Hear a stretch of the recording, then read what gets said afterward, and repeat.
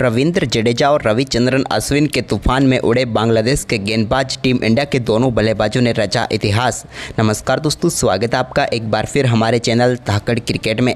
दोस्तों, भारत और बांग्लादेश के बीच आज पहला टेस्ट मुकाबले का पहला दिन खेला गया, जहां पर दोस्तों टीम इंडिया की तरफ से दमदार बल्लेबाजी करते हुए रविचंद्रन अश्विन ने शानदार शतक ठोक दिया, तो वहीं पर रविंद्र जडेजा शतक के करीब पहुँच चुके हैं। तो दोस्तों, हम आपको पहले दिन के हुए खेल का पूरा रोमांच तो इस वीडियो में बताएंगे, लेकिन दोस्तों उससे पहले आप भी चाहते हैं कि टीम इंडिया के दोनों बल्लेबाज कल दोहरा शतक जड़े, तो इस वीडियो को एक लाइक जरूर कर दें। इस वीडियो का लाइक टारगेट हमने रखा है मात्र 100 लाइक। और साथ ही दोस्तों, अभी तक चैनल को सब्सक्राइब नहीं किया तो चैनल को सब्सक्राइब कर लें। तो चलिए दोस्तों, जानते हैं इस बेहद ही शानदार मुकाबले का पूरा हाईलाइट शुरुआत से ही। तो दोस्तों, आज के मुकाबले के टॉस की हम बात करें तो सिक्का उछाला रोहित शर्मा ने और गिरा नजमल हुसैन शांतों के पक्ष में। नजमल हुसैन ने टॉस जीतकर पहले गेंदबाजी का फैसला किया। हालांकि करना तो रोहित शर्मा भी गेंदबाजी ही चाह रहे थे, लेकिन उन्हें बल्लेबाजी मिली। दोनों टीमें अपनी मजबूत प्लेइंग 11 के साथ मैदान पर उतरी, जहां पर एक से बढ़कर एक खिलाड़ियों को इन्होंने अपनी टीम में शामिल किया। तो वहीं पर दोस्तों टीम इंडिया की तरफ से यशस्वी जायसवाल और रोहित शर्मा पारी की शुरुआत करने उतरे। तो पहले चौके के लिए चौथे ओवर की आखिरी गेंद तक का इंतजार करना पड़ा। चौथे ओवर की आखिरी गेंद पर रोहित शर्मा ने शानदार शॉट खेला और गेंद को चौके के लिए कवर की तरफ बाउंड्री लाइन के पार भेजा। इसके बाद पांचवें ओवर की दूसरी गेंद पर तास्किन अहमद की गेंद पर एक बेहतरीन चौका यशस्वी जायसवाल के बल्ले से भी मिड विकेट की तरफ देखने को मिला। लेकिन इसके बाद भारतीय टीम को छठे ओवर की पहली गेंद पर हसन महमूद ने पहला झटका कप्तान रोहित के रूप में दिया। रोहित के बल्ले का किनारा लेकर गेंद सीधे स्लिप में पहुंची शांतों के हाथों में और भारतीय टीम को पहला झटका लगा। रोहित शर्मा 19 गेंदों पर 6 रन बनाकर पेविलियन लौटे। इसके बाद दोस्तों 7वें ओवर की चौथी गेंद पर तास्किन अहमद की गेंद पर एक और शानदार चौका यशस्वी जायसवाल ने कवर ड्राइव के जरिए एक्स्ट्रा कवर की तरफ जड़ दिया। तो इसके बाद इसी ओवर की आखिरी गेंद पर भी उन्होंने तास्किन की एक और गेंद को शानदार तरीके से स्ट्रेट शॉट के जरिए बाउंड्री लाइन के पार भेजकर इस ओवर में 2 बेहतरीन चौके जड़े। तो वहीं पर इसके बाद दोस्तों 8वें ओवर की तीसरी गेंद पर हसन महमूद ने शुभमन गिल को भी विकेट कीपर लिटन दास के हाथों कैच कराकर पेविलियन भेजा और एक खराब शॉट खेलकर यहां पर खराब गेंद पर आउट हुए शुभमन गिल, जो कि अपना खाता भी नहीं खोल पाए और 8 गेंदों पर 0 पर ही चलते बने। इसके बाद विराट कोहली क्रीज पर उतरे, लेकिन 10वें ओवर की दूसरी गेंद पर हसन महमूद की गेंद पर विराट कोहली के भी बल्ले का किनारा लेकर गेंद सीधे लिटन दास के हाथों में गई और एक और झटका भारतीय टीम को लगा। यहां पर विराट भी 6 गेंदों का सामना करने के बाद 6 ही रन बनाकर पेविलियन लौटे। इसके बाद दोस्तों यहां पर 13वें ओवर की पहली गेंद पर एक बेहतरीन चौका यहां पर देखने को मिला ऋषभ पंत के बल्ले से, जब उन्होंने बैकवर्ड पॉइंट की तरफ गेंद को शानदार तरीके से चौके के लिए बाउंड्री लाइन के पार भेजकर अपना पहला चौका जड़ा। तो वहीं पर इसके बाद 14वें ओवर की चौथी गेंद पर हसन महमूद की एक और शानदार गेंद को यशस्वी जायसवाल ने शानदार तरीके से मिड विकेट की तरफ खेला और गेंद को फ्लिक के जरिए बाउंड्री लाइन के पार भेजने में वो कामयाब हुए। तो वहीं पर इसके बाद 15वें ओवर की तीसरी गेंद जो कि नाहिद राणा ने डाली, ये गेंद भी कमाल की थी, लेकिन उतना ही बेहतरीन गेंद पर शॉट खेला ऋषभ पंत ने और कवर ड्राइव के जरिए गेंद को शानदार तरीके से चौके के लिए बाउंड्री लाइन के पार भेज दिया। ऋषभ पंत और यशस्वी जायसवाल का ये शानदार परफॉर्मेंस जारी रहा। इसके बाद दोस्तों ऋषभ पंत ने यहां पर एक बार फिर से नाहिद राणा की गेंद पर शानदार पुल शॉट खेला और गेंद को एक बार फिर से बाउंड्री लाइन के पार भेजने में वो कामयाब हुए। वहीं पर आज के दिन का 19वां ओवर पहली बार स्पिन गेंदबाज डालने आया। तो यहां पर 19वें ओवर की दूसरी गेंद पर मेहंदी हसन मिराज की गेंद को शानदार तरीके से चौके के लिए बाउंड्री लाइन के पार भेजा यशस्वी जायसवाल ने। तो वहीं पर इसी ओवर की चौथी गेंद पर भी उन्होंने एक और शानदार शॉट डीप स्क्वायर लेग की तरफ खेल दिया और गेंद को एक बार फिर से बाउंड्री लाइन के पार भेजकर इस ओवर का दूसरा चौका उन्होंने जड़ दिया। तो वहीं पर इसके बाद 21वां ओवर डालने जब मेहंदी हसन मिराज एक बार फिर आए, तो यहां पर 21वें ओवर की पहली गेंद पर एक्स्ट्रा कवर की तरफ एक और चौका ऋषभ पंत के बल्ले से देखने को मिला। तो वहीं पर इसके बाद दोस्तों यहां पर 22वें ओवर की तीसरी गेंद पर स्लिप के बीच में से यहां पर गेंद को चौके के लिए बाउंड्री लाइन के पार भेजा। हालांकि कैच हो सकता था, लेकिन यहां पर चांस छोड़ दिया बांग्लादेश ने और इसी के साथ चौथे विकेट के लिए यशस्वी और पंत की 50 रनों की पार्टनरशिप पूरी हो गई। वहीं पर दोस्तों आज के दिन के पहले सत्र का खेल समाप्त हुआ, जहां पर भारतीय टीम ने 23 ओवर में 88 रन बनाए 3 विकेट के नुकसान पर, लेकिन यह सत्र बांग्लादेश की टीम के नाम रहा। वहीं पर इसके बाद दोस्तों आज के दिन के दूसरे सत्र का खेल शुरू हुआ तो यशस्वी और पंत एक बार फिर क्रीज पर उतरे। इस बीच दोस्तों शानदार बल्लेबाजी करते हुए ऋषभ पंत ने एक बेहतरीन चौका यहां पर तास्किन अहमद की गेंद पर लगाने में वो कामयाब हुए।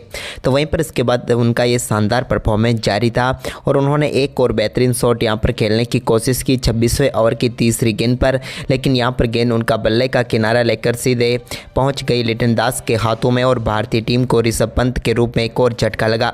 पंत 52 गेंदों पर 39 रन बनाकर पेविलियन लौटे। इसके बाद 28वें ओवर की पहली गेंद पर यशस्वी जायसवाल ने एक और शानदार शॉट खेला और गेंद को बैकवर्ड पॉइंट की तरफ चौके के लिए बाउंड्री लाइन के पार भेजा। इसके बाद केएल राहुल ने भी शानदार शॉट खेलते हुए गेंद को स्ट्रेट शॉट के जरिए मिडॉन की तरफ चौके के लिए बाउंड्री लाइन के पार भेज दिया। तो वहीं पर इसके बाद दोस्तों केएल राहुल के साथ मिलकर यशस्वी ने शानदार तरीके से टीम के स्कोर को आगे बढ़ाया और एक शानदार शॉट के साथ अपना बेहतरीन अर्धशतक 95 गेंदों पर पूरा कर डाला और टीम इंडिया के लिए एक छोर को संभाल कर रखा।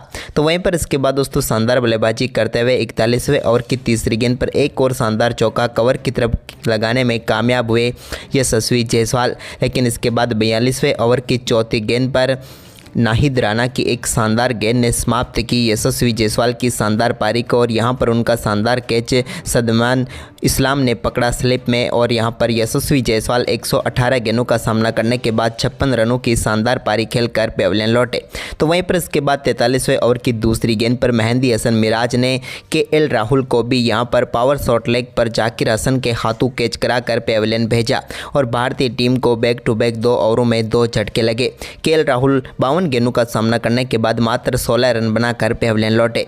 तो वहीं पर इसके बाद दोस्तों नए बल्लेबाज रविंद्र जडेजा ने 43वें ओवर की 5वीं गेंद पर एक बड़ा शॉट खेला और गेंद को मिडॉन के ऊपर से 1 बाउंस चौके के लिए बाउंड्री लाइन के पार भेजने में वो भी कामयाब हुए। इसके बाद 44वां ओवर डालने आए नाहिद हसन के इस ओवर की पहली गेंद पर पंच के जरिए बैकवर्ड पॉइंट की तरफ एक शानदार चौका रविचंद्रन अश्विन ने जड़ा। तो वहीं पर इसी ओवर की आखिरी गेंद पर भी उनके बल्ले से स्वीपर कवर की तरफ एक और शानदार चौका देखने को मिला, यानी कि इस ओवर में उनके बल्ले से 2 शानदार चौके देखने को मिले। जबकि दोस्तों इसके बाद 48वें ओवर जो कि हसन महमूद ने डाला, इस ओवर की चौथी गेंद पर भी स्लिप के बीच में से एक शानदार चौका यहां पर देखने को मिला रविचंद्रन अश्विन के बल्ले से।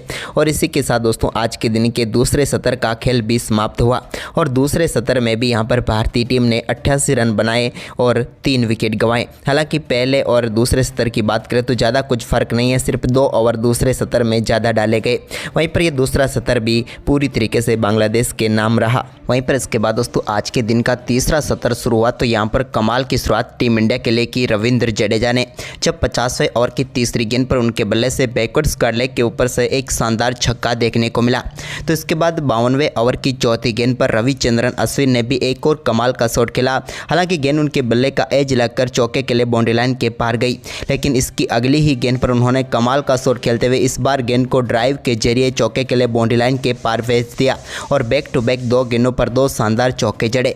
तो वहीं पर इसके बाद 53वें ओवर की पहली गेंद जो कि साकिब अल हसन ने डाली, इस गेंद का सामना कर रहे थे रविंद्र जडेजा और रविंद्र जडेजा ने शानदार तरीके से गेंद को चौके के लिए बाउंड्री लाइन के पार भेज दिया स्वीप के जरिए फाइन लेग की तरफ और चौका मिला। तो वहीं पर इसी ओवर की तीसरी गेंद पर रविचंद्रन अश्विन ने स्लॉग स्वीप के जरिए गेंद को डीप मिड विकेट के ऊपर से छक्के के लिए बाउंड्री लाइन के पार भेजा और साकिब अल हसन के ओवर को बड़ा और बनाने के लिए पूरी तरीके से दोनों बल्लेबाज तैयार रहे।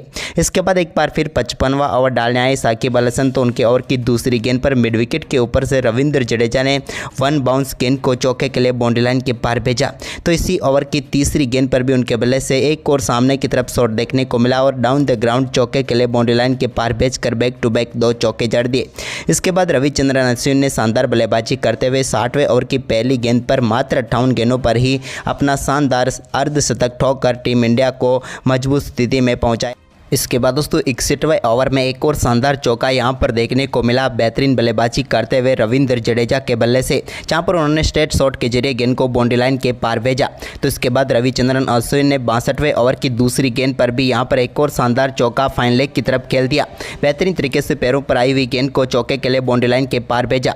इसके बाद यहां पर एक और स्वीप शॉट के जरिए भी उन्होंने बेहतरीन चौका जड़ा साकिब अल हसन के 66वें ओवर की पहली गेंद पर। इसके बाद रविंद्र जडेजा ने भी 68वें ओवर की पहली गेंद पर सिंगल के साथ शानदार बल्लेबाजी करते हुए 73 गेंदों पर अपना बेहतरीन अर्धशतक पूरा कर लिया। रविंद्र जडेजा भी टीम के लिए संकट मोचक बनकर आए और शानदार अर्धशतक ठोका। अर्धशतक के बाद उन्होंने 69वें ओवर की आखिरी गेंद पर भी एक और शानदार चौका मिड विकेट की तरफ लगा दिया। यहां पर भी गेंद को शानदार तरीके से उन्होंने बाउंड्री लाइन के पार भेजा। इसके बाद 71वें ओवर की 5वीं गेंद पर भी एक और शानदार चौका उन्होंने मेहंदी हसन मिराज की ही गेंद पर जड़ दिया। इसके बाद तो दोनों बल्लेबाजों के बीच ये शानदार पार्टनरशिप धीरे धीरे अब बड़ी पार्टनरशिप में तब्दील हुई और 72वें ओवर की दूसरी गेंद पर चौके के साथ ही 151 रनों पर पहुंच गई ये पार्टनरशिप मात्र 175 गेंदों पर। तो वहीं पर इसके बाद दोस्तों 73वें ओवर की तीसरी गेंद पर एक और बड़ा शॉट खेला यहाँ पर रविचंद्रन अश्विन ने और गेंद को मिड विकेट के ऊपर से सीधे स्टैंड में डिपॉजिट करते हुए छक्का जड़ा और टीम इंडिया के स्कोर को 300 रनों के पार पहुंचा दिया। तो वहीं पर 74वें ओवर की चौथी गेंद पर भी नाहिद हसन की एक और गेंद को चौके के लिए बाउंड्री लाइन के पार भेजने में कामयाब हुए रविचंद्रन अश्विन। तो इसके बाद दोस्तों रविंद्र जडेजा और रविचंद्रन अश्विन का एक शानदार परफॉर्मेंस जारी था। तो वहीं पर 75वें ओवर की पहली गेंद पर एक शानदार चौका रविंद्र जडेजा ने मिड विकेट की तरफ जड़ा। तो इसकी अगली ही गेंद पर उन्होंने शानदार तरीके से स्लॉग स्वीप के जरिए गेंद को डीप मिड विकेट के ऊपर से छक्के के लिए बाउंड्री लाइन के पार भेज दिया। इसके बाद दोनों बल्लेबाजों का शानदार परफॉर्मेंस जारी रहा। इसी बीच 78वें ओवर की तीसरी गेंद पर सिंगल के साथ शानदार बल्लेबाजी करते हुए मात्र 108 गेंदों पर अपना तूफानी शतक ठोक दिया रविचंद्रन अश्विन ने और अपने टेस्ट कैरियर का ये छठा शतक भी पूरा किया। टीम इंडिया के लिए बेहद ही महत्वपूर्ण था यह शतक, क्योंकि भारतीय टीम एक समय 144 रनों पर 6 विकेट गंवा चुकी थी, लेकिन रविचंद्रन अश्विन के शतक ने टीम इंडिया को संकट से उबारा। वहीं पर इसके बाद दोस्तों आज के दिन के खेल की समाप्ति तक भारतीय टीम ने 80 ओवर में 339 रन बना लिए 6 विकेट के नुकसान पर। अभी भी क्रीज पर रविंद्र जडेजा 117 गेंदों पर 86, तो वहीं पर रविचंद्रन अश्विन 112 गेंदों पर 102 रन बनाकर नाबाद थे। वहीं पर कल भारतीय टीम अपना स्कोर आगे बढ़ाएगी, तो हम उम्मीद करेंगे कि ये दोनों खिलाड़ी अपने दौर तक की तरफ बढ़ें। आपको क्या लगता है दोनों खिलाड़ी दौर तक बना पाएंगे? हमें अपनी राय कमेंट में जरूर दें।